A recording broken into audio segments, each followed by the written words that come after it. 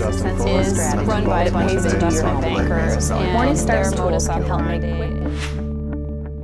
Is it time for investors to look to Asia for dividend yield? I'm Jeremy Glazer with Morningstar.com. I'm here today with Jesper Madsen, lead manager of the Matthews Asia Dividend Fund and the Matthews China Dividend Fund.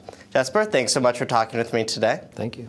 So a lot of people, when they think of Asia investing, they think of it as a growth story, but you really look at it as an income story. How did you kind of come to that realization that there was a dividend story there? In actuality, just for the same reasons that investors go to Asia for the earnings growth, that earnings growth is increasingly feeding into dividend growth. So it's not just an income story, it's also a matter of actually the growth of that income over time. That makes, I think, Asia an attractive place to look for total return, so the mixture of dividend yields today, but also the earnings growth over time.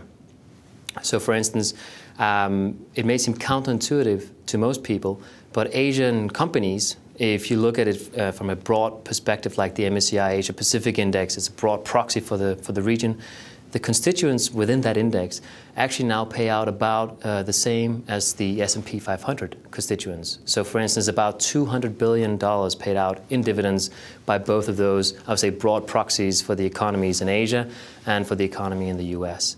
But more importantly, though, is, again, it may seem counterintuitive, but Asia actually yields higher than that of the US. So to give you the numbers currently, for 2010, the estimates are 2.5% for the MSCI Asia Pacific Index compared to 2% for the S&P 500. So 50 basis point yield pickup by actually moving to what is well recognized as being a faster growth region of the world.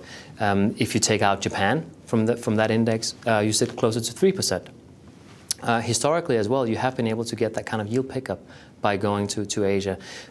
Now, we've been told for many years that if you want to have growth, you need to accept lower dividend yields.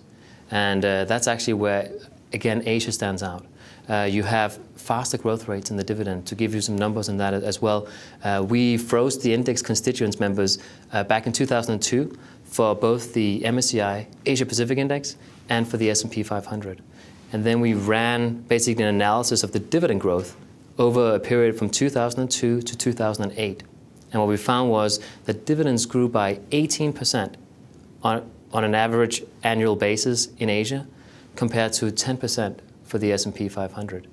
Now, that doesn't include the 21% dividend cut that we saw for the S&P last year. If you include that, the S&P only grew its dividends by about 7%. So again, you have a large universe. It's not a small sliver of Asian companies. We have about 5,000 companies in Asia that pay dividends.